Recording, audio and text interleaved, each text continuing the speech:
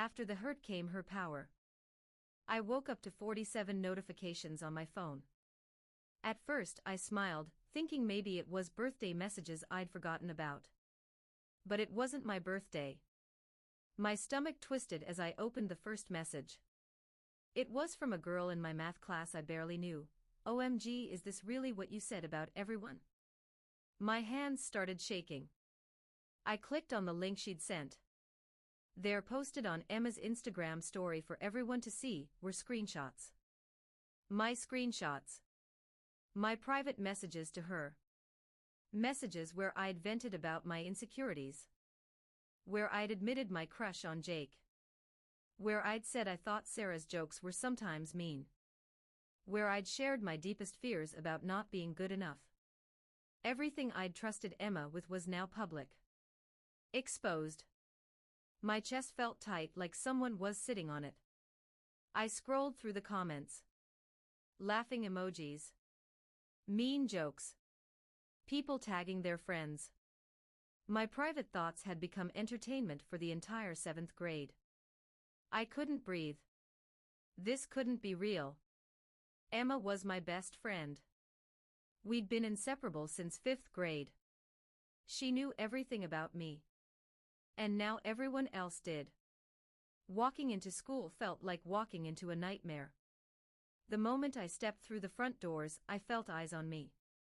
Whispers followed me down the hallway like shadows. Groups of girls huddled together, phones out, definitely looking at those screenshots.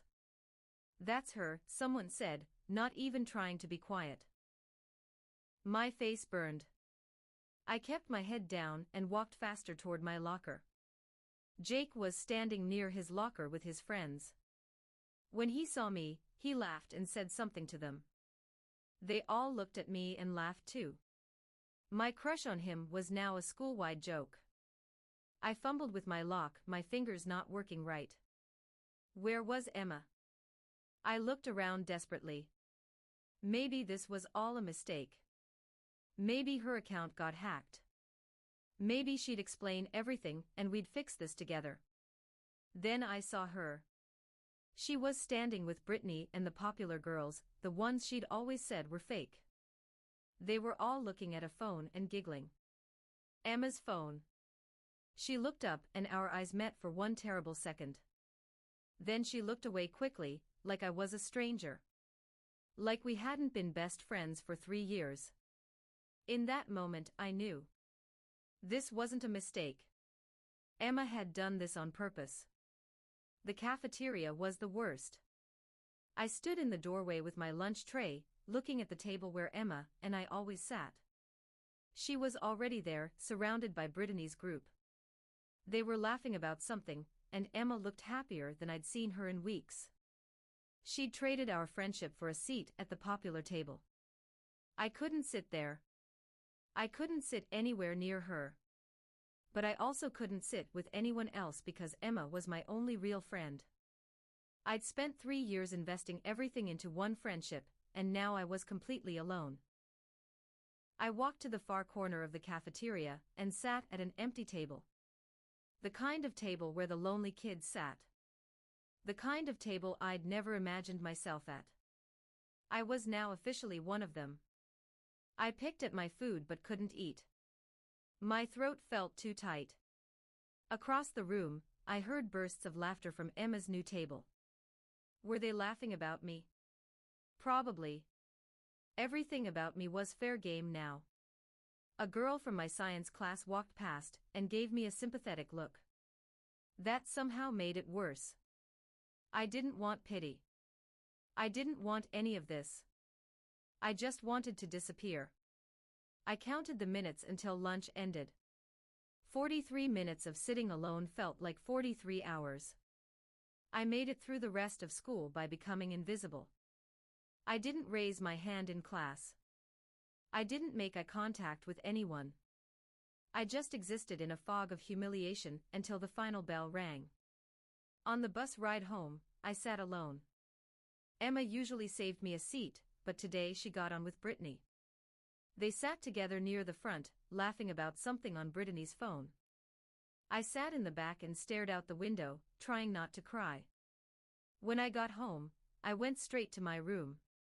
I didn't want snacks. Didn't want to talk. I just wanted to curl up under my blankets and pretend this day never happened. But Mom knew something was wrong. She always did. She knocked on my door softly around 5 o'clock. "Sweetheart. You okay?" "I'm fine," I said, but my voice cracked on the words. She opened the door anyway. One look at my face and she sat down on my bed, pulling me into her arms. That's when I broke. I sobbed into her shoulder and told her everything. About the screenshots. About Emma's betrayal. About being alone at lunch. About everyone laughing at me. Mom held me tight and let me cry. She didn't try to fix it with quick solutions. She just held me while my world fell apart. The next day at school, I learned the full extent of Emma's betrayal. Sarah confronted me at my locker before first period. Her face was red and angry. "You think I'm mean," she said loudly. "You talked about me behind my back and called me fake." People were stopping to watch. This was exactly what I'd been dreading.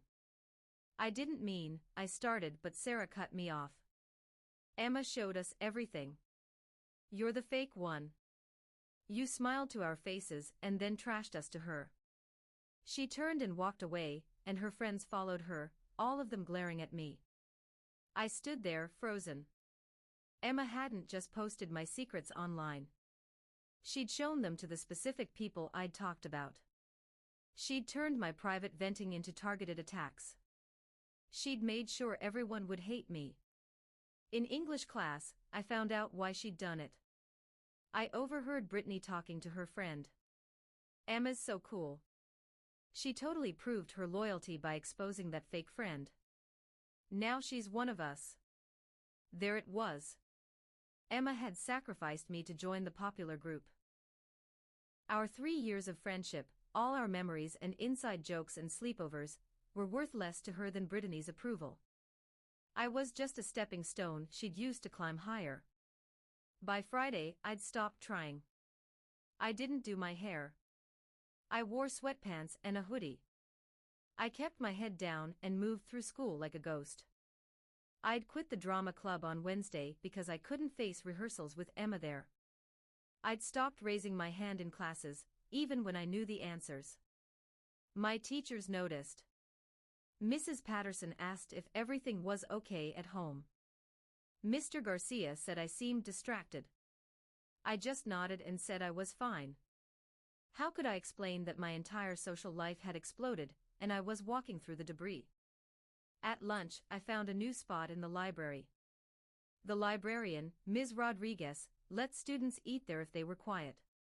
I sat in the back corner with a book I wasn't really reading, just grateful to be away from the cafeteria and all those staring eyes.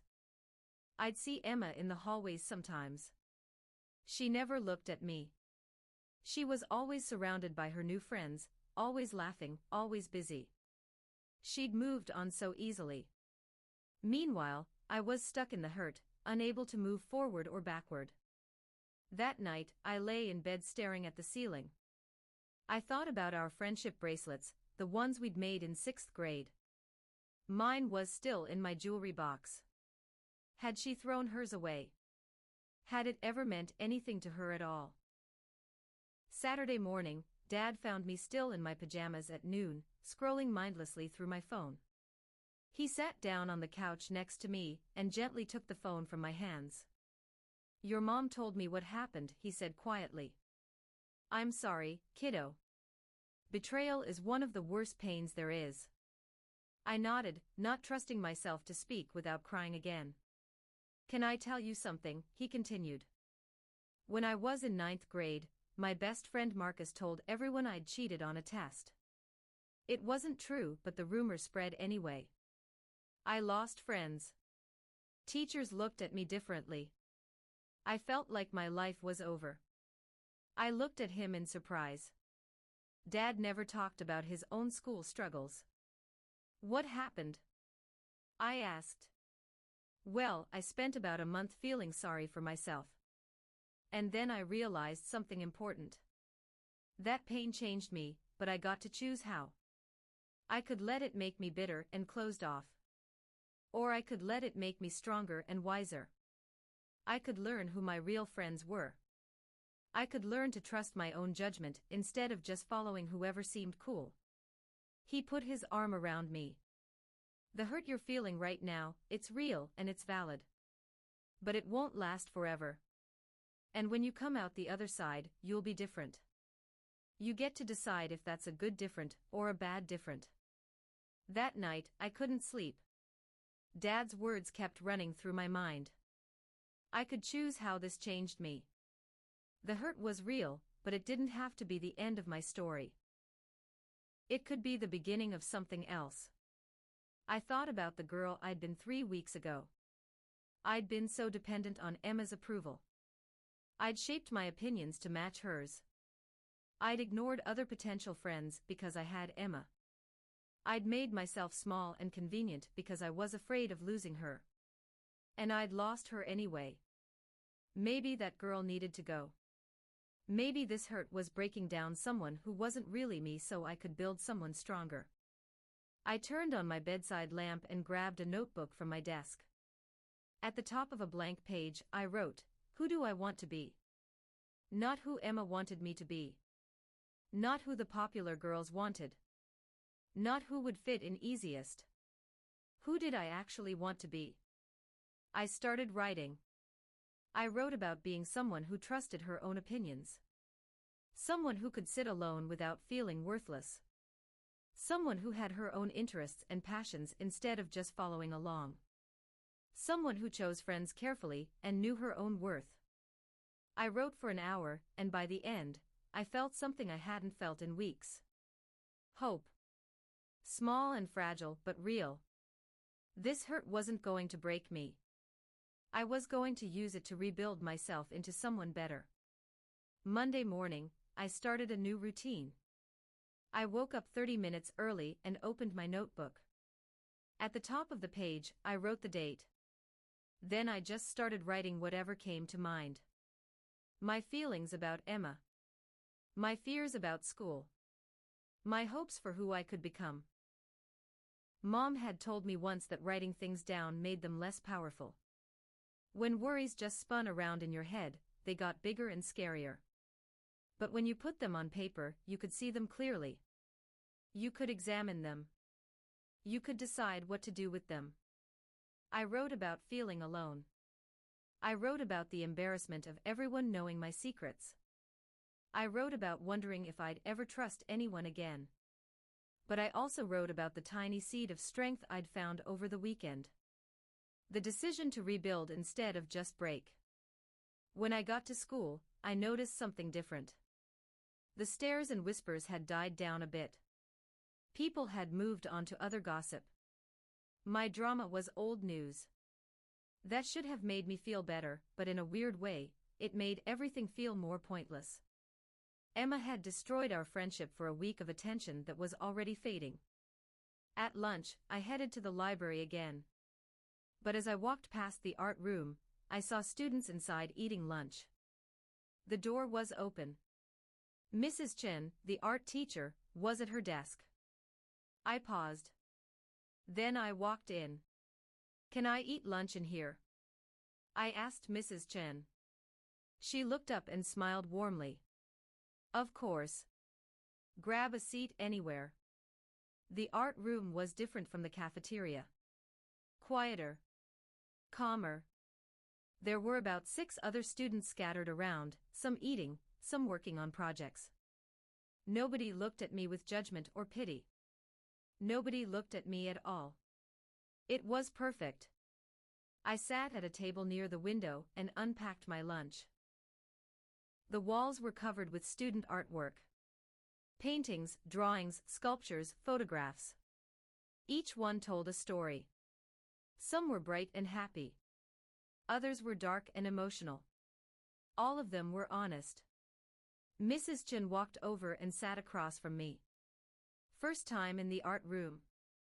I nodded. "I'm in your 3rd period class, but I've never come during lunch before." Well, you're welcome anytime. This is a safe space. No drama, no judgment. Just art and peace. She smiled knowingly, and I wondered how much teachers knew about student problems. Probably more than we thought. After she walked away, I looked around more carefully. Above the supply cabinet was a quote painted in blue letters: "Art washes away from the soul the dust of everyday life." I didn't know who said it, but I understood it. The cafeteria had felt like drowning. This room felt like breathing. I finished my lunch in comfortable silence, surrounded by colors and creativity. Tomorrow, I'd come back. By Thursday, the art room had become my refuge. I'd started staying after I finished eating, just watching the other students work. Mrs. Chen noticed and asked if I wanted to try painting. "I'm not really artistic," I said. "Art isn't about being good at it," she replied.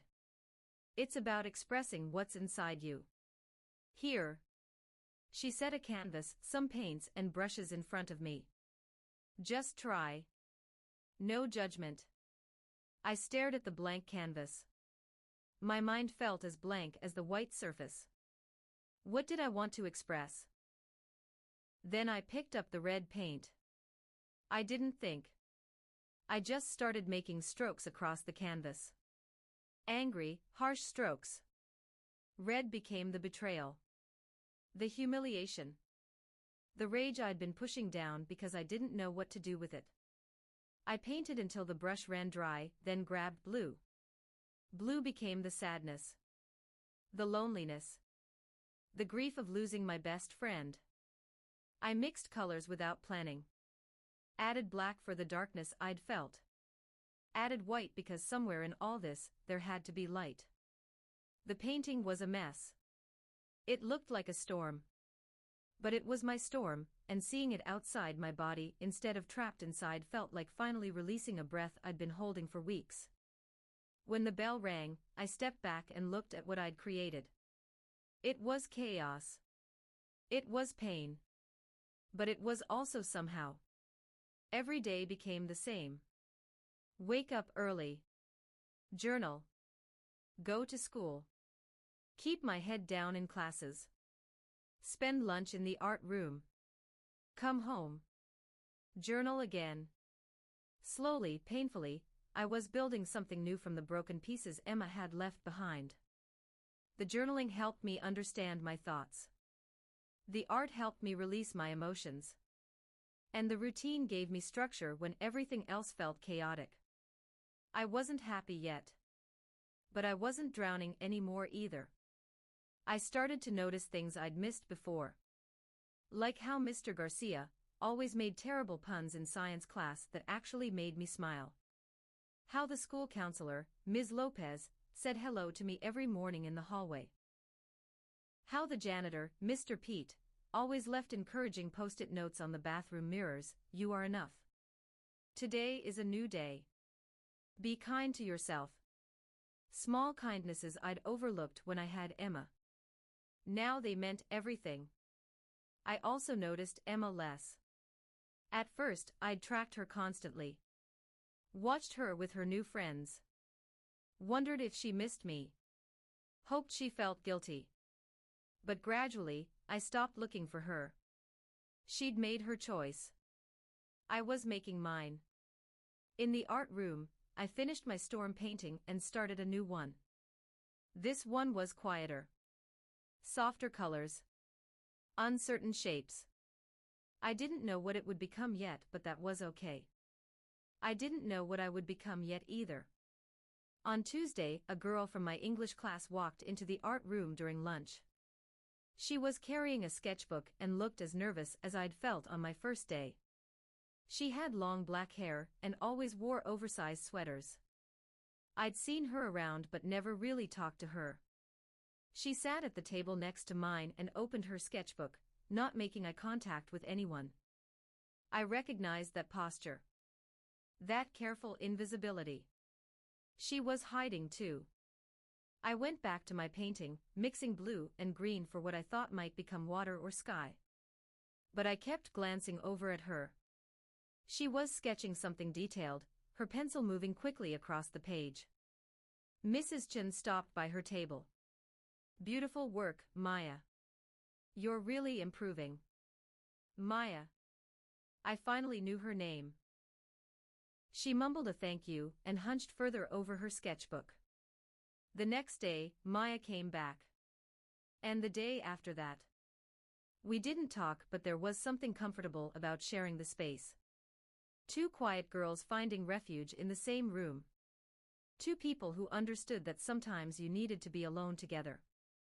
On Friday, I accidentally knocked over my water cup. It rolled across the table toward Maya, and she caught it before it fell off the edge. "Thanks," I said. "No problem," she replied quietly. It was just 2 words. But they were the first words anyone had said to me in weeks that didn't feel heavy with judgment. The next Monday, Maya sat at my table instead of the one next to it. She didn't ask permission. Just set down her lunch and sketchbook like it was the most natural thing in the world. We ate in silence for a few minutes. Then she looked at my painting, the one I'd been working on for days. The storm had evolved into something with more light breaking through the darkness. "That's really good," she said. "It feels like hope fighting through something hard." I looked at her in surprise. That was exactly what it was, but I hadn't told anyone. She'd just seen it. "Thanks," I said. "What are you drawing?" She turned her sketchbook around. It was a detailed drawing of a tree, but the roots were above ground and the branches were underground. Everything was inverted. "It's how I felt after my family moved here last year," she explained. Like everything was upside down and wrong. Like I was trying to grow in the wrong direction. I understood completely. "Is that how you still feel?" She considered the question. "Less now. But I remember it clearly enough to draw it." We talked more that day than I'd talked to anyone besides my parents in weeks. About art. About using creativity to process feelings. About how much easier it was to express things through images than words. The conversation felt easy. Natural. Safe. Maya didn't ask about Emma or the screenshots or why I was eating lunch in the art room. She just accepted me as I was right now. 2 weeks later, Maya and I had fallen into an easy friendship. We sat together every lunch, working on our projects and talking about everything and nothing. She made me laugh with her dry sense of humor. I made her open up with my questions. One day, I finally asked what I'd been wondering. "Why do you eat lunch in here? Don't you have friends in the cafeteria?" Maya's pencil stopped moving. "I used to. Last year, I had a whole friend group. But they weren't really my friends. They were just people I sat with." "What happened?" She set down her pencil. "One of them started a rumor about me. Said I'd copied her homework when I hadn't. The whole group turned on me. They didn't even ask if it was true. They just believed her and shut me out." My chest tightened. "That's awful." Yeah. It was. For a long time, I thought something was wrong with me. That I deserved it somehow. But my therapist helped me see that real friends don't turn on you over rumors. Real friends ask questions. Give you the benefit of the doubt. Trust you. I thought about Emma. She'd never given me that chance either. She'd just decided I was disposable. "I'm sorry that happened to you," I said. "I'm sorry for whatever brought you here too," Maya said gently. "You don't have to tell me. But I recognize the look. I've worn it myself." So I told her. About Emma. About the screenshots. About the betrayal. Maya listened without interrupting, and when I finished, she just nodded. "Betrayal changes you," she said. "But you seem like you're changing in a good way." Mrs. Chen had been watching Maya and me grow closer. One afternoon, she called us both over to her desk. I've noticed you two have found each other, she said with a warm smile. And I've watched both of you use art to process something difficult. That's exactly what art is for. Maya and I glanced at each other. Mrs. Chen continued, there's something powerful about taking pain and transforming it into creation. You're not just surviving what happened to you. You're making something meaningful from it. That's a kind of strength most people never discover. It doesn't feel like strength, I admitted. It still hurts. Of course it does. Real strength doesn't mean not feeling pain. It means feeling the pain and choosing to grow anyway. She looked at both of us seriously. Your pain gave you depth. Now you see what others miss. You understand suffering, which means you understand compassion. You know betrayal, which means you know the value of real loyalty. These experiences, as terrible as they were, made you both more than you were before. I thought about that for the rest of the day. Mrs. Chen was right. The old me had been surface-level happy. I'd never questioned my friendship with Emma. Never thought deeply about who I was or what I wanted. The hurt had cracked me open, and now I could see clearly. I understood people better. I valued genuine connection more. I knew my own worth. The pain had given me power. Not power over others but power over myself. And that was worth something. In English class, we started a unit on standing up for yourself. Ms. Patterson had us read a poem about finding your voice after being silenced. When she asked for volunteers to discuss it, I shocked myself by raising my hand. Yes, Ms. Patterson said, looking pleased. I hadn't participated in weeks. I think I started, my voice shaky but growing stronger, that being silenced isn't always about someone literally stopping you from talking. Sometimes you silence yourself because you're afraid. Or because someone made you feel like your voice didn't matter. And finding it again is about deciding that what you have to say is worth saying, regardless of whether people listen. The classroom was quiet. Then Ms. Patterson smiled broadly. That's exactly right. Thank you for sharing that insight. Sarah, who'd confronted me about the screenshots, turned around from her seat in front of me. That was actually really deep, she said quietly. I nodded, surprised. After class, Sarah waited for me by the door. Look, she said, I'm sorry I went off on you about what you said. Emma showed me those messages like you'd been trashing me behind my back. But I've been thinking. Emma's the one who shared them. You were just venting to your friend. Or who you thought was your friend. That's different. Thanks, I managed. Emma's been kind of fake lately anyway, Sarah continued. Everything's about impressing Brittany's group. It's exhausting to watch. You're better off without her. She walked away before I could respond, but her words stayed with me all day. Mrs. Chen made an announcement that changed everything. The school was hosting an art show in 3 weeks, and she wanted to submit work from her students. She walked around the room, looking at everyone's projects.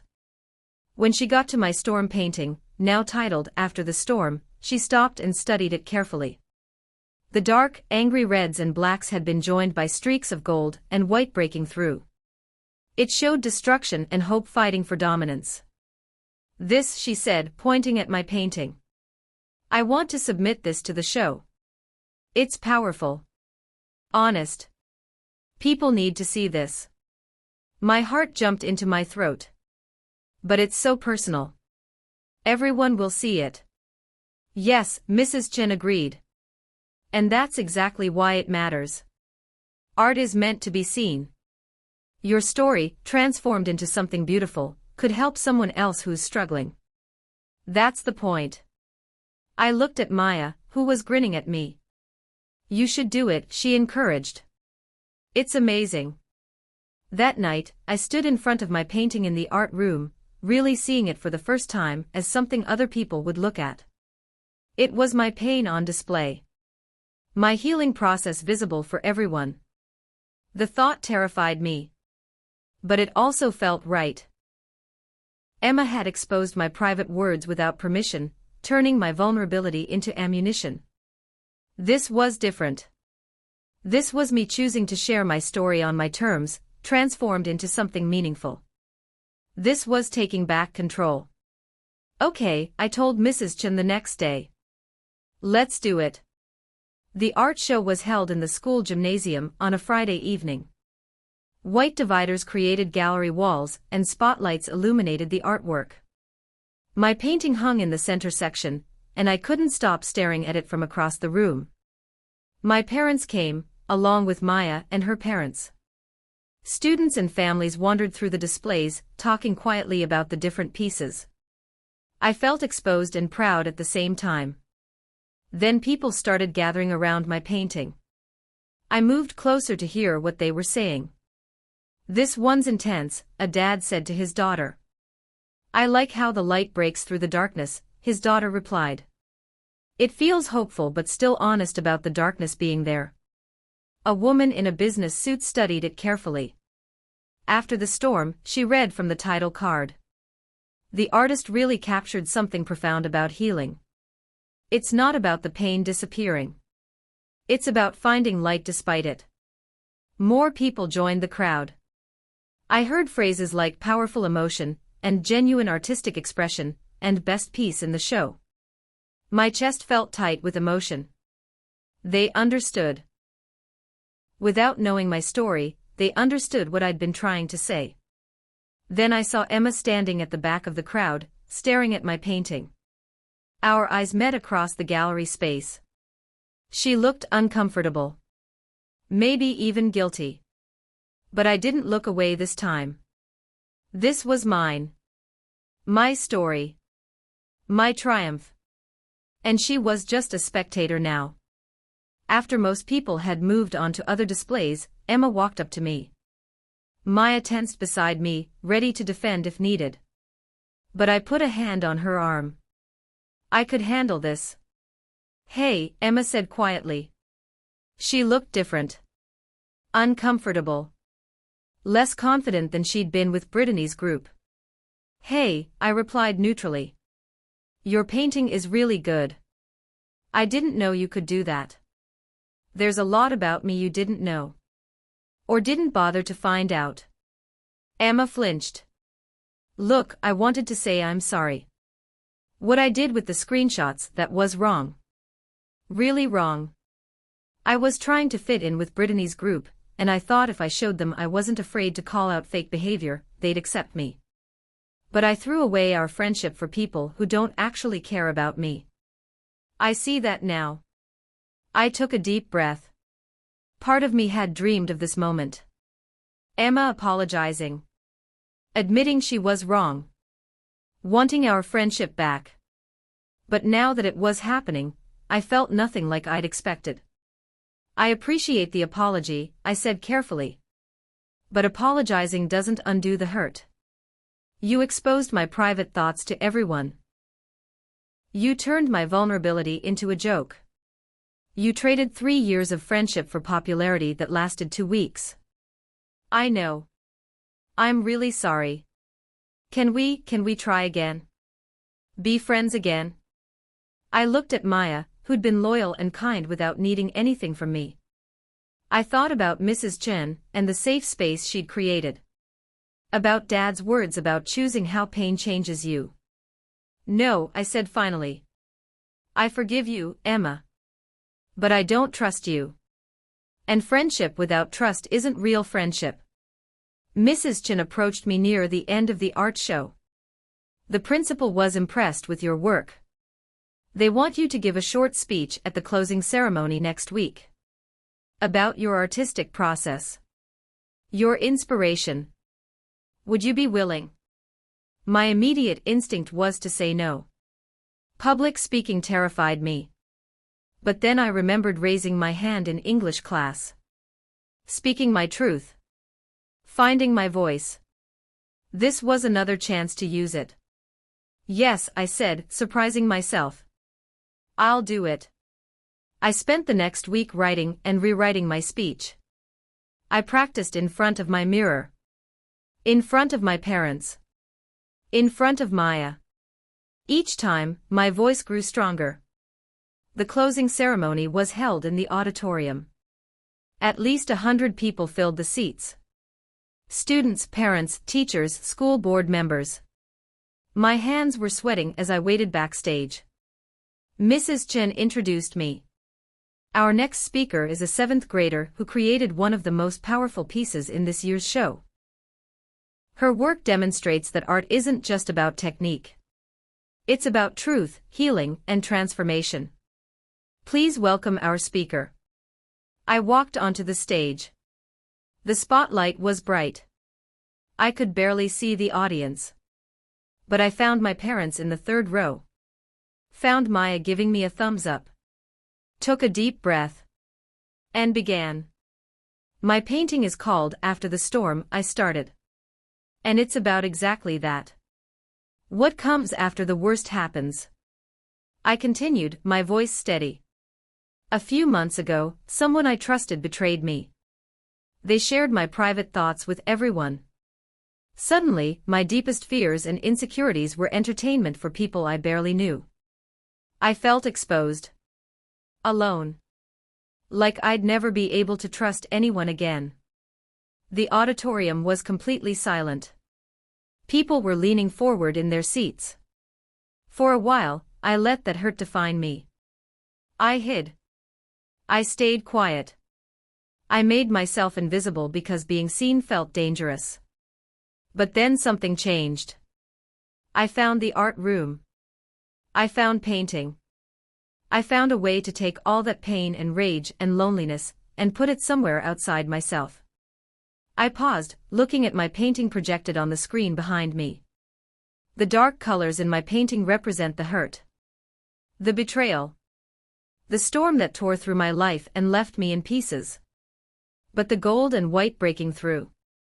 That's what I found after. That's the power that comes when you decide the hurt won't destroy you. It'll transform you instead. My voice grew stronger. I learned that I didn't need the person who hurt me. I learned that being alone isn't the same as being lonely. I learned that my voice matters, even when someone tries to silence it. I learned that real friends show up in art rooms during lunch and accept you without questions. I learned that pain, as terrible as it is, can crack you open so the light can pour in. This painting is my story, I concluded. But it's also the story of anyone who's been hurt and chose to heal. Anyone who's been betrayed and chose to trust again, carefully and wisely. Anyone who's been broken and chose to rebuild themselves stronger. After the storm comes the clearing. After the hurt comes the power. Thank you. The auditorium erupted in applause. People were standing. I saw my English teacher, Ms. Patterson, wiping her eyes. Saw the school counselor, Ms. Lopez, nodding with a huge smile.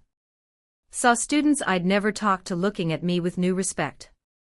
But the moment that mattered most was when I walked off stage and Maya hugged me tight. You did it, she whispered. You told your truth.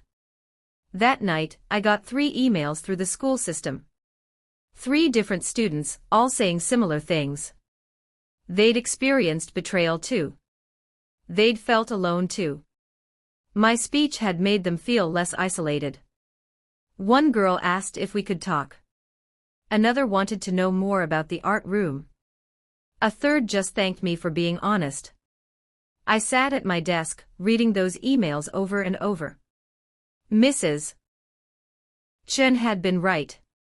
Sharing my story hadn't just helped me. It was helping others too. My pain, transformed into art and words, had become something bigger than just my experience. It had become a bridge connecting me to other people who hurt. Who survived. Who were finding their own power. I replied to all 3 emails. Yes, let's talk. You're not alone. Maya and I sat in the art room during lunch 2 days later, and I told her about the emails. About the students who'd reached out. About how my speech had resonated with more people than I'd imagined. What if we started something? I said suddenly. Like a club or a group for students who are going through hard times. Where we could use art to process feelings. Where it's safe to be honest. Maya's eyes lit up. An art therapy club. Mrs. Chen could be our advisor. We could meet here during lunch or after school. We pitched the idea to Mrs. Chen that day, and she loved it. I've always believed in art as healing. Let's make this happen. We spent the next week making posters, getting approval from the principal, and spreading the word. We called it Canvas of Courage. The tagline was, a safe space to create, heal, and grow. I was nervous about the first meeting. What if nobody came? What if we'd misjudged how many students needed this? But when I walked into the art room that first Thursday after school, 10 students were already there. Some I recognized from classes. Others were complete strangers. Some were 8th graders. One was even a 6th grader. They'd all come because they needed a place to belong. A place to heal. A place to be honest about hurting. Maya and I welcomed everyone.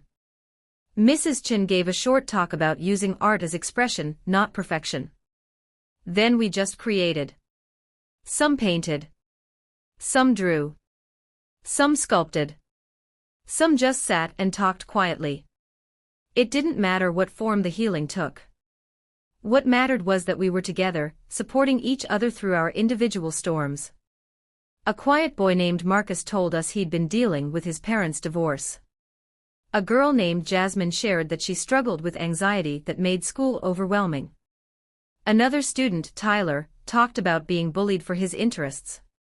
Each story was different, but the underlying feeling was the same. They all felt alone. Until now.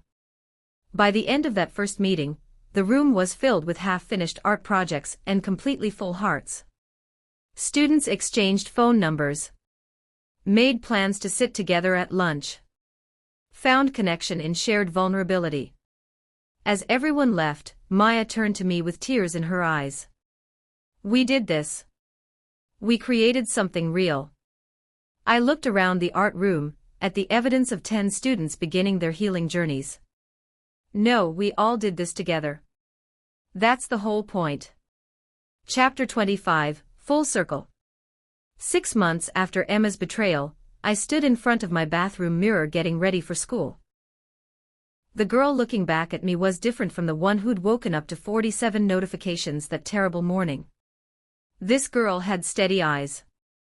Confident posture. A small smile that came from somewhere deep and genuine.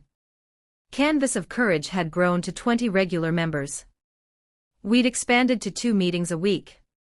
Students were creating powerful art, forming real friendships, and learning that their pain didn't define them. Their response to that pain did. I'd submitted 3 more pieces to the regional art competition. One had won 2nd place. My English grades were the best they'd ever been. I was raising my hand in every class now, not worried about what people thought. I knew my voice had value. Maya and I were best friends, the kind of friendship built on mutual respect and genuine understanding instead of convenience and proximity. We knew each other's struggles. We celebrated each other's victories. We showed up for each other consistently. This was what real friendship looked like. I still saw Emma sometimes.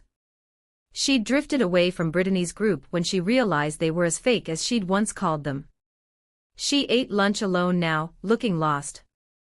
Part of me felt sorry for her. But mostly, I felt grateful. Her betrayal had destroyed the old me, but it had also created space for someone stronger to emerge. I grabbed my backpack and headed downstairs. Mom had made pancakes and Dad was reading the paper at the table. Big day today? Mom asked, noticing my excitement.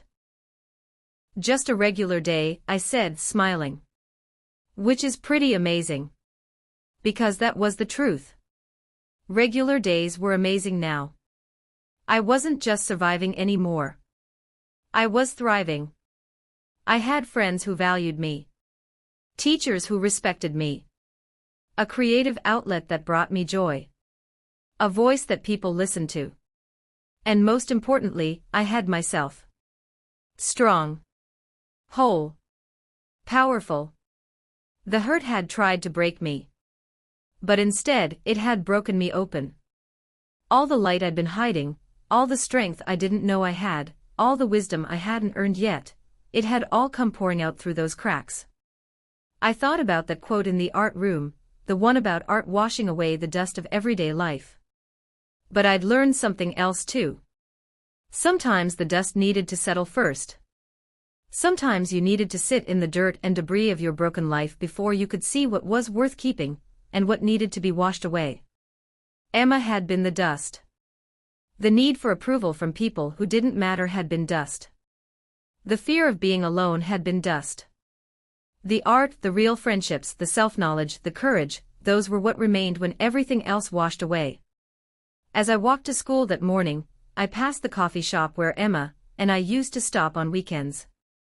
A memory flickered, us laughing over hot chocolates, sharing secrets, making promises we both thought would last forever. The memory didn't hurt anymore. It was just part of my story. The chapter that had to end so a better one could begin. At school, Marcus waved to me in the hallway.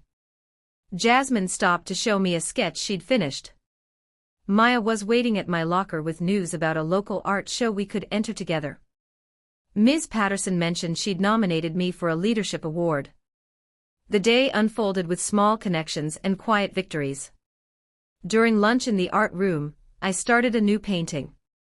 This one wasn't about storms or darkness breaking into light. This one was just light.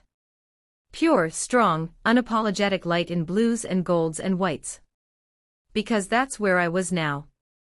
Not fighting through darkness, but standing fully in my own lie.